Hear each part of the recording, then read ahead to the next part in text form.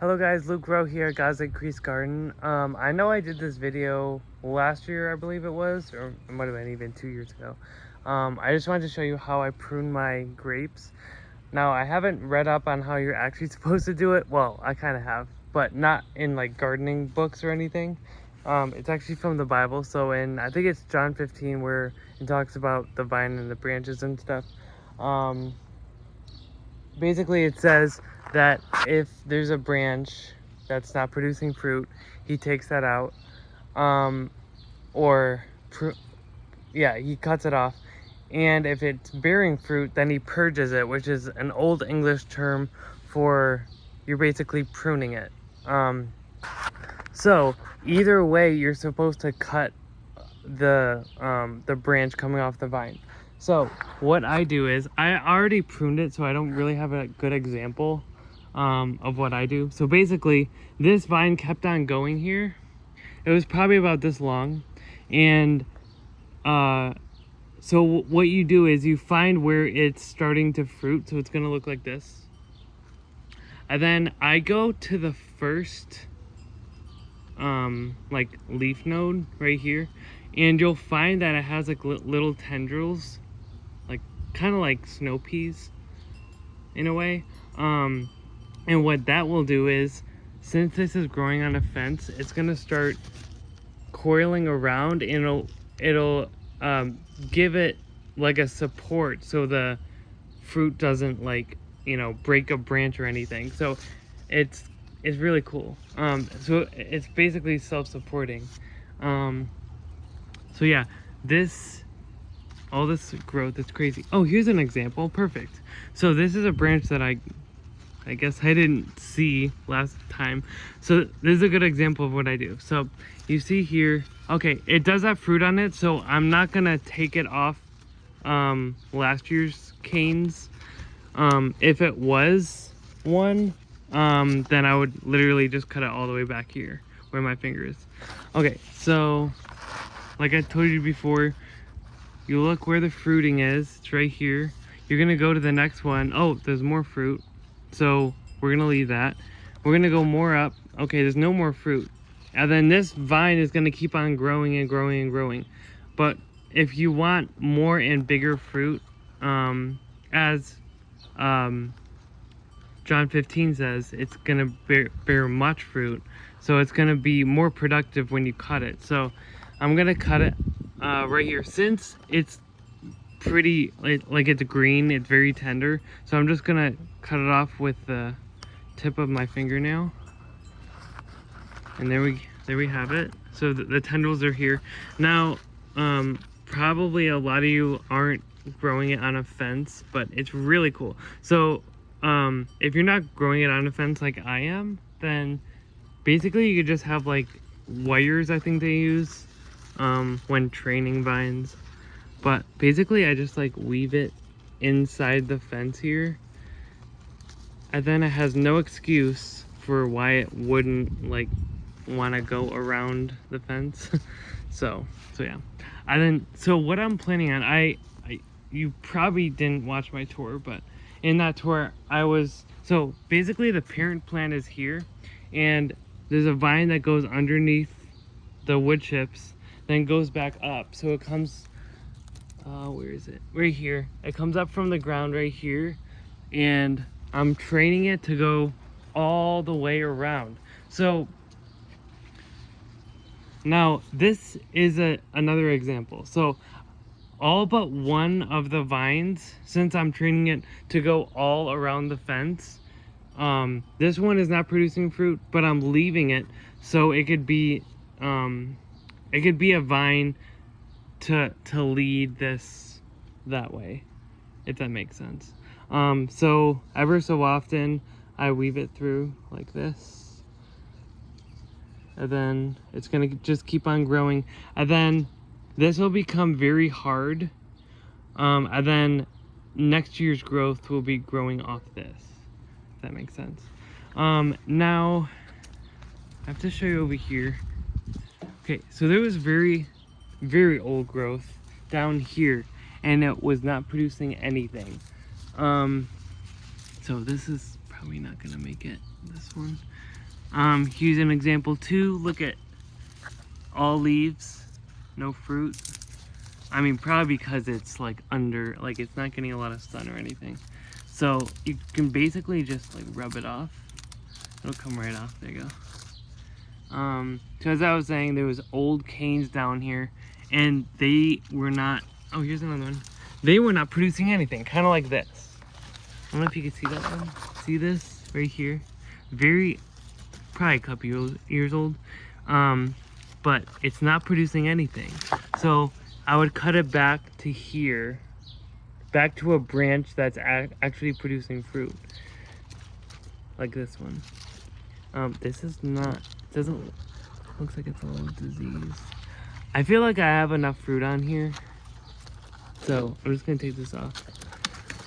And there's another one producing a vine off the branch, but there's no fruit. So I'm gonna follow this cane here.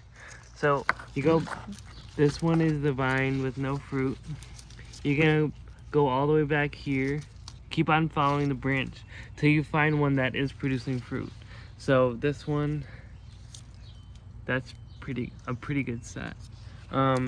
So I don't know. Yeah, see, basically it's pretty easy. Now, if I had my clippers, I wouldn't do that, because whether it's a tree or a grapevine or, you know, any like berry shrub or anything, if you do that, it produces like a lot of bruising, and a lot of like diseases would be able to get in there easier. So that's basically what I do. And then I'm also training this one to go that way, so it's gonna join the other one that I showed you. And then this one's going this way, and it's gonna wrap around. So it's gonna be really cool. It's gonna be like a fence. Okay, and then another thing. So where you cut the vines that weren't producing, or the vines that were producing, but you saw a fruit, and then you saw the vines that is the next leaf over, there's gonna be a lot of shoots coming out of that cut. So basically you just want to snap it off. It's kind of like indeterminate tomatoes or vine tomatoes, where you took the sucker out because you don't want branches. You just want one vine climbing the string. It's kind of the same process. So at your own convenience, you don't have to do it every day, but do it as much as needed, just so all the energy goes into the fruit. And again, that's why I cut the vines that are producing fruit. So again, it's fruit, and then the next leaf node, that's where you cut, and then that's where the growth is going to happen. Again, it's going to keep on making those little sucker things, and you just want to take that off. So hopefully that makes sense. Keep on doing it. They're going to keep on producing leaves, but you just got to be diligent and keep on doing your due diligence. Yeah, here's one that I didn't prune. There's just so many branches. I missed a lot. This was so much more overgrown. It was crazy. I did my first pruning about, I think it was like a week and a half ago. But here's, let me see if that was producing fruit. Yeah, right there. So this is literally where I cut. Like all that growth right here, from here to here, is just like from a couple weeks of growth. So you just gotta keep on doing it. That's basically all I needed or wanted to tell you today. But yeah, it's pretty cool that the Bible has like different things. I mean, yes, it is a history book, but it also has like other stuff like how to prune grapes in it, you know, like random stuff like that. Wait, what is this? This might be a fruitless vine right here. Let's see. And all these vines, they just like go on each other. It's crazy. Okay, so I'm following it all the way back to the old cane right here, and there's literally no fruit. So I'm gonna cut that off right at the cane. There you go. I think there's another one here. Not producing fruit. See? It's simple. Like pruning grapes doesn't have to be like a science. It's easy. So again, back to the fundamentals. So either way, still cut, whether or not they're producing fruit. I got a whole handful here. So take the fruitless one all the way back to the cane. You can like rub it up with your fingers if it's small, or use like little scissors or whatever if it's kind of big. And then if they're producing fruit, you go to the first leaf and then cut it off. And then the tendrils, if they're near like netting like this or fencing, will start to curl around, as you can see, and give it support so it doesn't break the stem and your fruit like either stops growing, starts rotting, or literally just falls on the ground. And then if you also have very old dead canes that are producing like very like small amounts of growth or no growth at all, then just take those off. And again, I would use little hand pruners for those, because usually unless they're like dead, then they'll like snap off very cleanly. But if they're semi-dead like mine was, there's still a lot of green live growth in there that you don't want to damage. So yeah, just use hand pruners so you get a nice clean cut. And another thing, make sure your hand pruners are very sharp so you're not like, you have a clean cut and it cuts like butter, rather than like kind of have to like meander it around the stem a little bit. Usually that only happens with like bigger stalks or bigger vines, but in any case, make sure they're sharp, and so that you're not like tearing or damaging the vine. So that's basically all I have for you today. Hopefully you learned something, and the evidence is clear. The Bible is always right. Like almost on every single branch, like from this huge, like this was like growing like huge, and I had to take a lot out. I only had to take about a 5-gallon bucket full of fruitless ones or just old stuff out, and the rest of them is literally a bunch of grapes, slipskin grapes, that are going to be literally going crazy. So yeah, they're doing great though. They look very healthy. I haven't had any pest problems, so that's awesome. In electroculture, there's literally one right here.